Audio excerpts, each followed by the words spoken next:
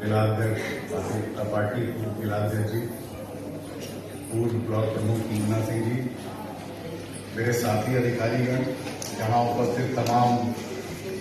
वैज्ञानिक साथीगण एवं इस कक्ष में उपस्थित किसान भाइयों बहनों, ऑफकोर्स मीडिया के साथी भी बहुत महत्वपूर्ण होते हैं और सामान्यतः मैं उनको संबोधित करने में चूक नहीं करता हूँ, आज भी नहीं करूँगा। तो मीडिया के साथी जो यहाँ वातावरण में और एक नए कलेवर में लीफ गोष्ठी में शिरकत करना उपस्थित हूँ। यहाँ की भूमि से और यहाँ के वैज्ञानिक संबंध से एक पुराना जुड़ाव है, बहुत सारे लोग जानते हैं उसको, लेकिन महसूस ये किया जा रहा है अपने छात्र जीवन से भी, जो एक चैलेंज हम सुनते आए अपने वरिष्ठ प्राध्यापकों से, वो ये कि एग्रीकल्चर फील्ड में और खासतौर से ग्रीन रिवॉल्यूशन आने के बाद 1966 में जब ग्रीन रिवॉल्यूशन आया, उसके बाद अब एक प्लेटो निर्मित हो गया है, एक तरह से स्थिरता आ गई है और जिस तरीके का क्वांटम जंप चाहिए प्रोडक्टिविटी में, वो देखने को नहीं मिल रहा है। डॉक्टर एनी बोरलॉग और एम एस स्वामीनाथन साहब के प्रयासों से सीरियल क्रॉप्स में रेसिस्टेंट ड्वार्फ वैरायटीज का डेवलपमेंट होने के बाद, मौनी प्रजातियों का विकास होने के बाद एक साथ कृषि उत्पादकता में बहुत उछाल आया।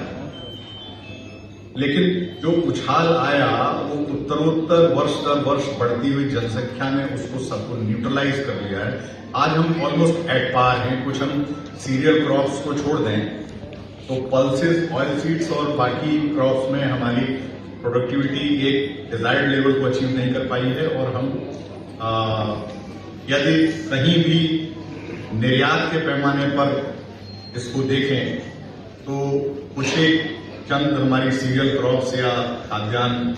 फसलों के अलावा और बहुत ज्यादा निर्यातोन्मुख अपने कृषि व्यवस्था को नहीं बना पाए। ये बात मैं इसलिए कह रहा हूं कि किसान, जिसे हम अन्नदाता की संज्ञा देते हैं,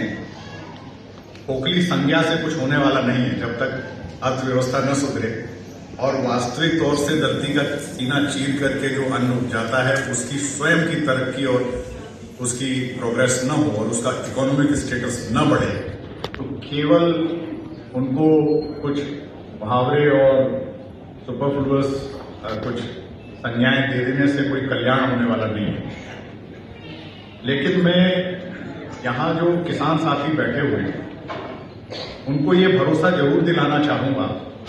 कि आज की तारीख में जो भी टेक्नोलॉजी अवेलेबल है, जो तकनीकी उपलब्ध है, और उस तकनीकी को जन जन तक और कृषक वर्ग तक पहुंचाने के लिए शासन ने जो योजनाएं बनाई हैं वो उसी रूप में 100% आप तक पहुंचे, कहीं कोई अवरोध न रह जाए और कहीं किसी शासकीय योजना का लाभ आप तक पहुंचाने में हम पीछे न रह जाए, ये सुनिश्चित करना मेरी जिम्मेदारी है। और मैं आपको भरोसा दिलाता हूं कि इस जिम्मेदारी में कहीं पीछे नहीं। चाहे नई टेक्नोलॉजी हो, चाहे टेक्नोलॉजी के क्षेत्र में आपकी हैंड होल्डिंग करने की आवश्यकता हो, चाहे तकनीकी को आपके दरवाजे तक पहुंचाने की आवश्यकता हो,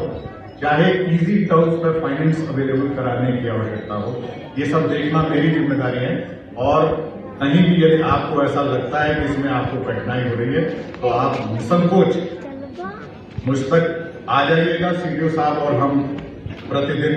कार्यालयों में उपलब्ध रहते हैं। सप्ताह में 3 दिन हम लोग क्षेत्र भ्रमण करते हैं, जहां कहीं भी जिस माध्यम से भी आप